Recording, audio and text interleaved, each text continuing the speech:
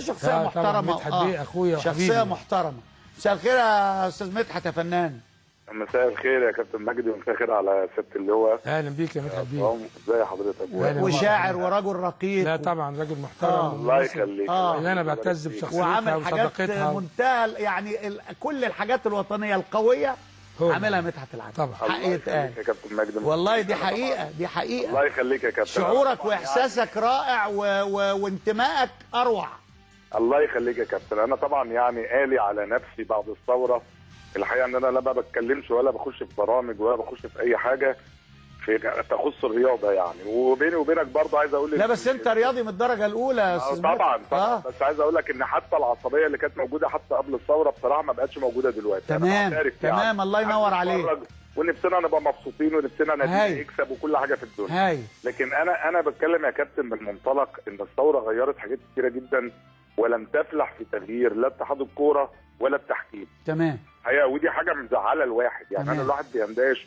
انا ما عنديش مشكله ان الحكم يغلط. انا بتفق معاك في لا انا مش متفق. لا انا بتكلم معاك في حته اتحاد الكوره. انا مش متفق. ماليش دعوه في التحكيم دي. يعني انا ماليش اصلا في التحكيم. انا مش متفق معاك يا مدحت. اتفضل يا ريس. كمل بس كلام. لا اتفضل. انا دلوقتي مش مختلف ان الحكم يخطئ لان الحكم بشر، وزي ما بنقول ان التحكيم جزء من اللعبه واخطاء وزي ما اللاعب بيخطئ والحكم يخطئ.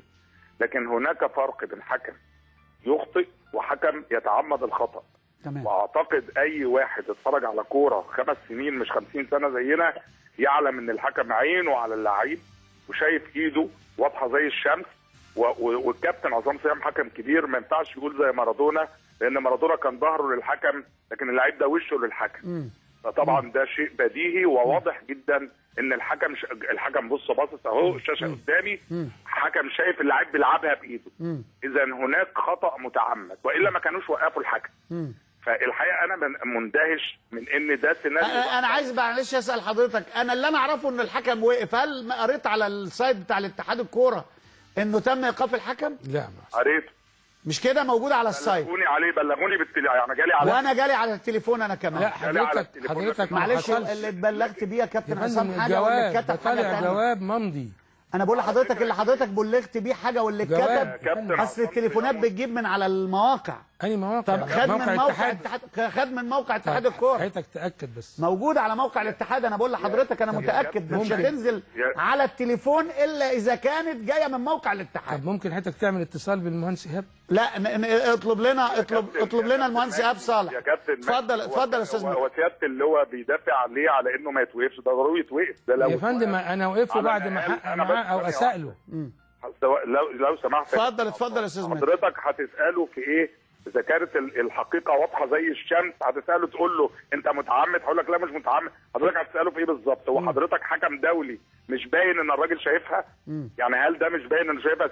وحامل الرايه اللي واقف على نفس الخط اللي الراجل سابقه على راي كابتن مجدي بكيلو ده مش متعمد انه يعمل كده؟ سيبك من الدوري وسيبك من الزمالك وسيبك من الاهلي. اعتقد ان عندنا مليون حاجه اهم دلوقتي من هذا الموضوع. لكن احنا بنخلق نوع من انواع التعصب والاستفزاز لناس فعلا مش مستنيه ولا مستحمله اي استفزاز من اي نوع.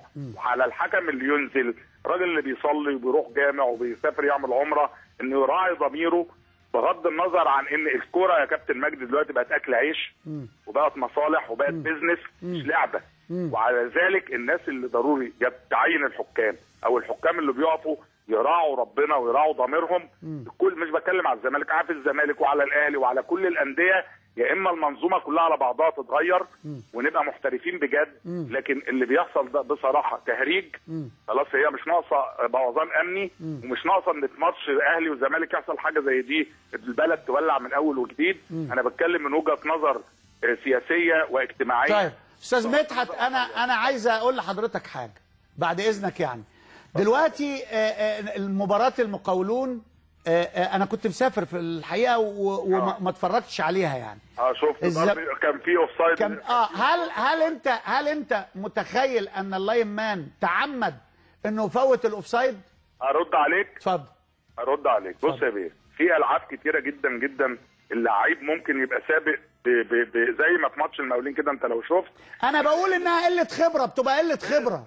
بص يا كابتن، اول انطباع عن الكوره اول انطباع عن الكوره احنا ما خدناش بالنا انها اوف سايد، لان بالظبط هو سابق براس، لكن دي يا كابتن جريمه، ده 4 خطوات حضرتك قلت وراه وهو واقف على نفس الخط. يعني انا مش بقول لك الخطا البشري وارد، لكن انك تكون سابق ب5 خطوات وتصفر يبقى ده خطا متعمد، وان الحكم يبقى وشه في وش اللعيب وهو بيلعب الكرة بايده.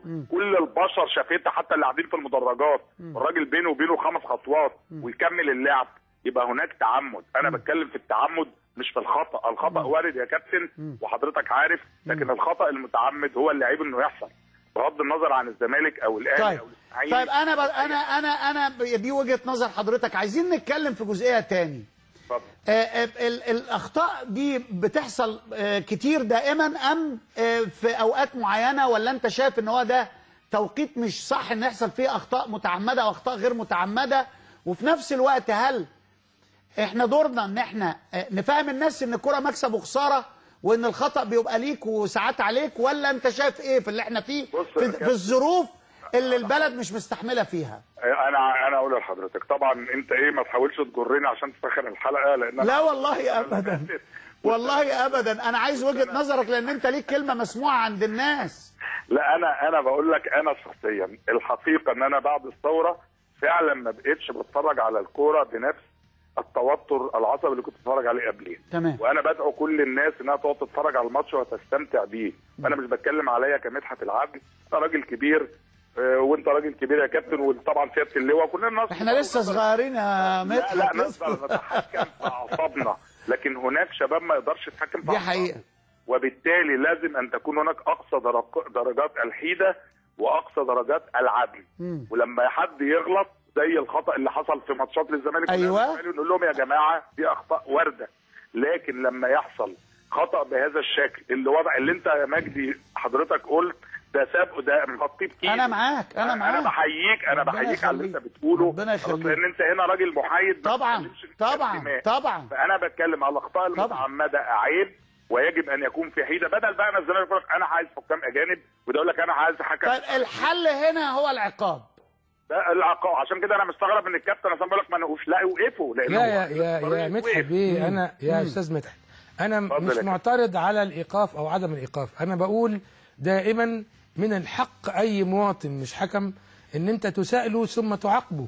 اما انك تعاقب دون ان تسائل، هو يعني كان باصص لتحت واخطا في موقف تمركز غلط، سرح مش مركز في سبب من الاسباب، لكن لا ما اقدرش زي ما حضرتك قلت لا اثبت التعمد ولا اثبت عدم التعمد.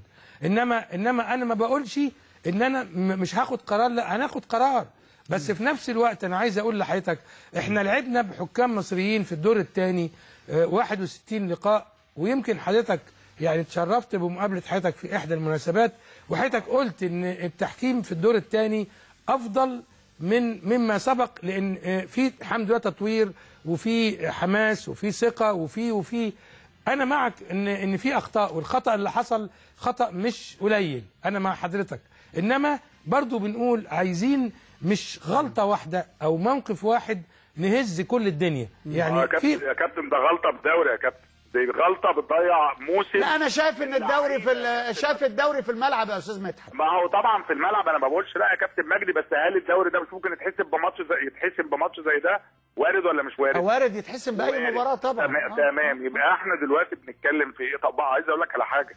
اقسم بالله انا بتكلم لست بصفتي زملكاوي، لا انا عارف، والله انا عارف وحاسس بيك. بصفتي مصري، وحاسس ان هذه الحاجات من شأنها انها تعمل استفزاز للناس، ودول ولاد صغيرين 17 وطبعا انا بدعوهم كلهم، وانت بتقول انا كلمتي مسموعه. انا بقول للولاد دي رياضه في الاول وفي الاخر.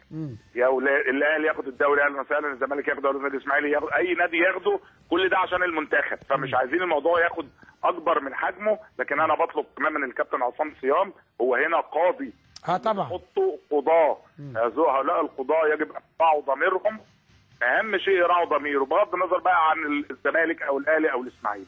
انا اسف ان انا طولت. لا ده انت نورتنا يا دكتور مدحت العدل، بشكرك شكر جزيل.